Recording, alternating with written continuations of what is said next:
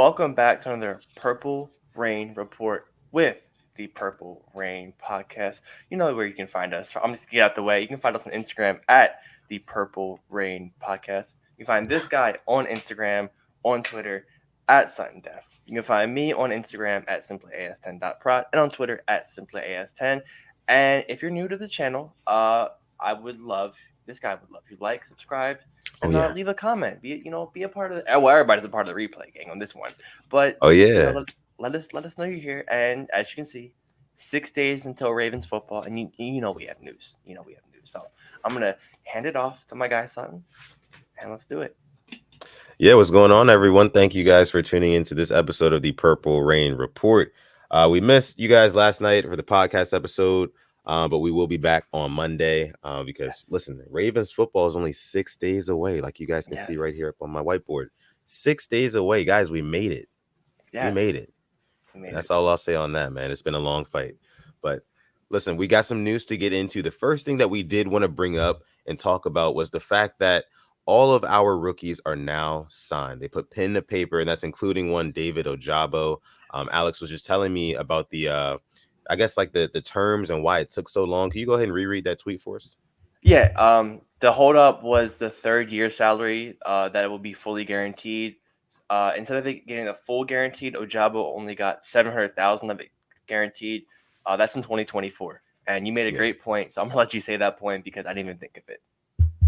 Well, I mean, yeah, I mean, I was just saying that, like, I think that Ojabo is the type of guy. I think he can come in and actually, just get production kind of right away and immediately impact this team. And within 2 years, I think he'll make a pretty good case for getting an extension, Yeah. and not having to worry about $700,000 guaranteed extra on the third year. I think he can actually get a big time deal because with the pairing of Odafe Owe and David Ojabo, like you like to call them OVO, the twins on the each Yes. side. I mean, I think they're gonna wreak havoc, absolute havoc in backfields this season, Yes. or definitely whenever David Ojabo gets back again. We don't want to rush him, but I think that they are going to make some noise in backfields and sack some quarterbacks for sure. Yes. So very I happy love it. about that signing.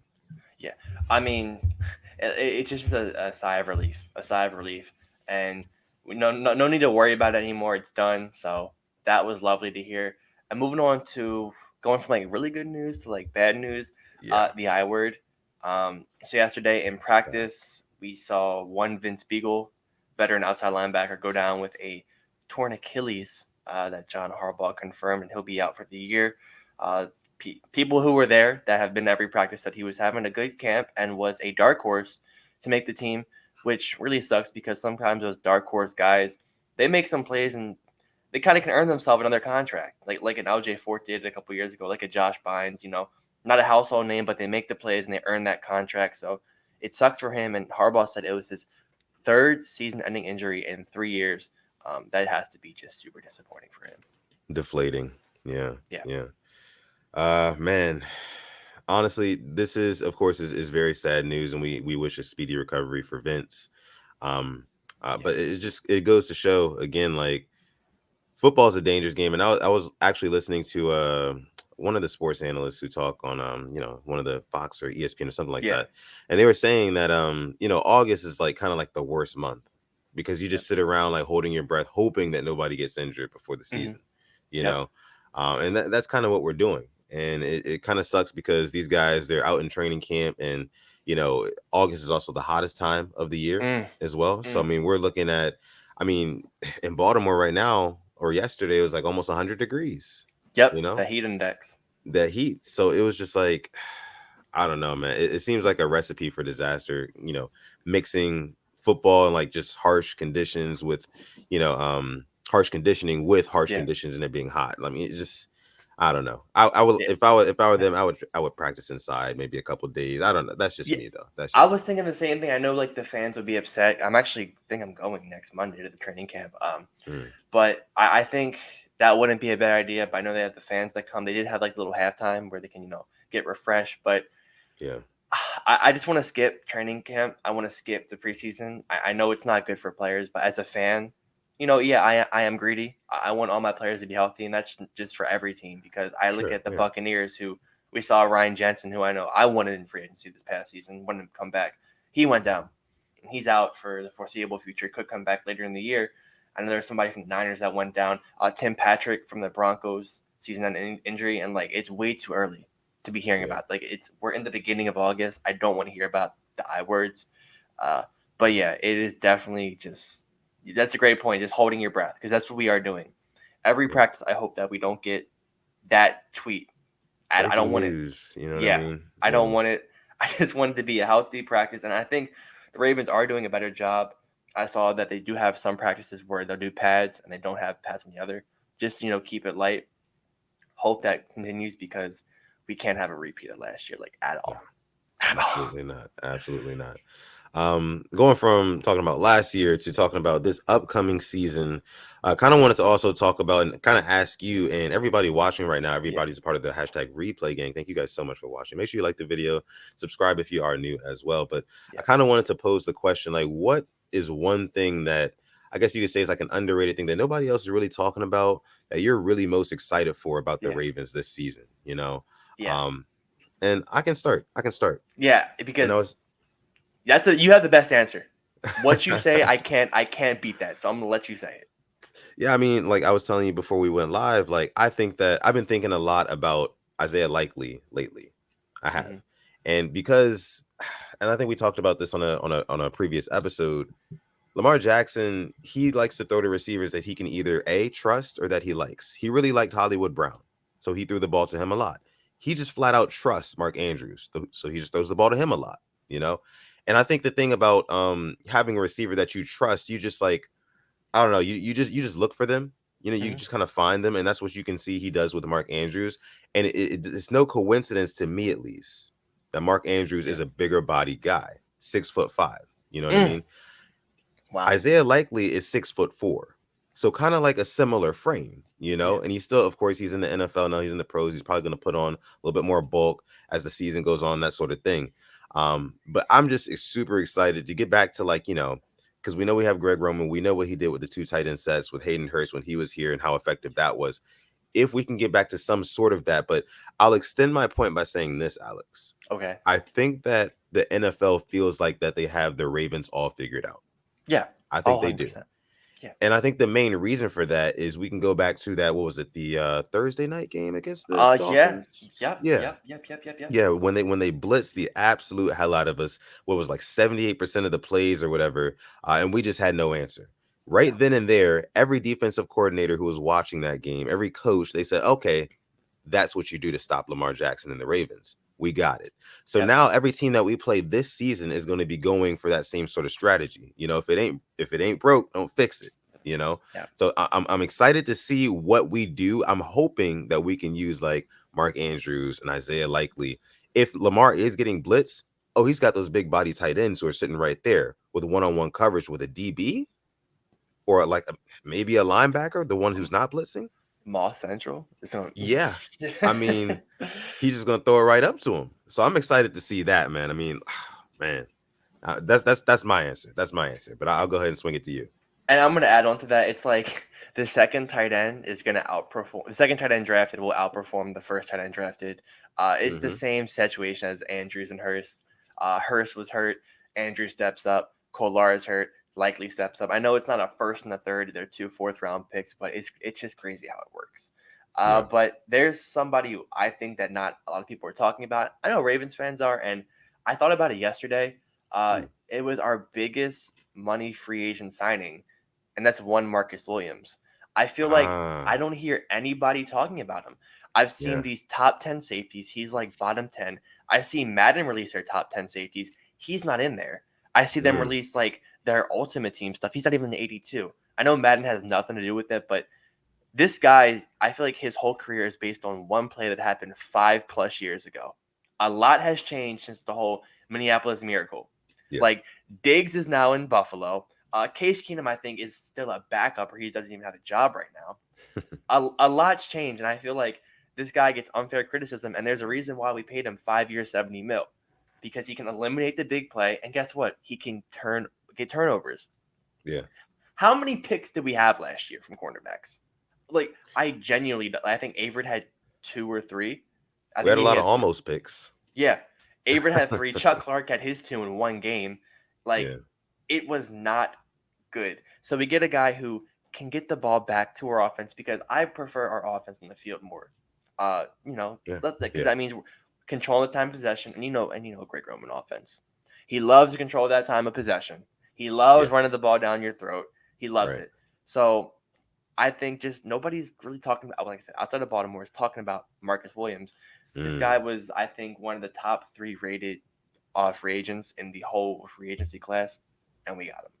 Nobody's talking about him. Cool. You pair him up with your first round pick in Kyle Hamilton. Who knows what you got? I think you got an absolute all the ingredients to bake the cake for this defense. So that's who I Yeah. think nobody's talking about. But I think your answer was the best. I think Likely is going to tear it up. Like Likely is likely going to be a star. I've been seeing everything in training camp. They've been raving about him. Like red Yeah. zone targets. Think about our red zone game. It's Mm. going to be nasty. You Oh got yeah. Bateman, you got Oh my Andrews, and you got goodness. Likely. We're gonna have J.K. Dobbins, and I mean, pending whenever Gus Edwards gets back, because we know he's a little bit behind on his rehab right now. But maybe Mike Davis in that backfield as well, Mm, Tyler Beatty. So we're talking like what, like 32 personnel, like maybe 3 running backs on the yeah. field, 2 tight ends. You know what I mean? Like, Kolar's oh not my even goodness. there.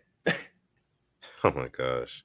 It's gonna be crazy, our red zone scheme. But I wanna take it back to what you said about a minute ago, because I found it interesting. You said we have all the ingredients to bake a perfect cake on defense, Yeah, right? I yeah, think that that's like interesting to me, because one thing that a lot of people also aren't talking about is our defensive line, and like that interior yeah, defensive line. yeah. There's been a lot of flashes in training camp. I've heard by Travis Jones, Mm, Michael Pierce, of course, we have back as well. Calais Campbell, Justin Madubuike is still coming mm. along too. So I mean, there's just a lot of like guys, young and older. There's a healthy mix on that defensive line that I think is really going to like shock the world in a lot of ways. Like I think we're really going to be getting some good push at the line of scrimmage, which is important, especially against these quarterbacks who are, you know, kind of like more cerebral, like pocket passers, Mhm. guys who like to step up, climb the pocket, your Joe Burrows, your Josh Allens, um, those are the guys who are going to have trouble against our defensive line Yeah. this year. I think, I feel like. You pair them up with guys on our edge, Ojabo, Bowser, Houston, Mm. like all those guys as well. I mean, like you said, man, just great point. I think that our defense does have all the ingredients to be really good this season. And something that stood out to me was that Michael Pierce was being interviewed, and he didn't really compare him, but last he said that Travis Jones, he sees some Chris Jones in him, and Chris Jones from the Ooh, Chiefs, yeah, he is a defensive tackle that can get sacks. Like yeah, that right there is that would give me goosebumps if we had a Chris Jones and Travis Jones, because right, he just disrupts the whole game. A guy like him, it's insane what they can do to the game, and you're fearing, like you're scheming around somebody on the line that that they can just disrupt you, like an Aaron Donald. Not comparing the two, but just saying the type of impact he can have. I would absolutely love that. And coming from a vet like Michael Pierce, and even he said he wants to get more sacks. So mm, I think there is now an emphasis on getting that interior rush, because we haven't had it for how many years. The fact that yeah, this team is putting the emphasis on it really just excites me. And I think that's probably why I said, we have all the ingredients, because there's really, knock on wood, no weakness right now, but the season still has to start. It still has to right. start. I mean, wow. I mean, that's another interesting thing that you just brought up. Like, talk about weaknesses. What is the Ravens' biggest weakness, like position wise, right now, going into the season? I think receiver and linebacker. I'll go one on each. Mm, I'll go offense and defense. I think a lot of growth has to happen at linebacker. I think Queen knows that. I think Malik Harrison knows that. yeah, Uh, they definitely understand that they have to step up this year, because everywhere else has improved on that defense. The linebacker, it's the same. So they're telling you that you got to step up and play to that level. So I'm definitely looking forward to seeing them. But receiver, obviously, there's all the question marks there. But yeah, yeah. You're right. You're right. I mean, I can definitely get behind that. Let us know if you agree down below yeah, in the for comment sure. section as well. If you're watching this, you're part of the hashtag replay gang. Thank you guys so much, which is everybody today. Yeah. But yeah, there's also a Ravens practice going on today. We're actually recording this episode on Friday morning. So we have not gotten to the Ravens Friday practice. But after that, I'm sure there will be more news. So make sure you tune in to, well, not tune in, but make sure you follow us on Instagram at the Purple Rain Podcast for updates on anything about that. But I think we're going to go ahead and leave it there for this episode of the Purple Rain Report. One more thing? One thing.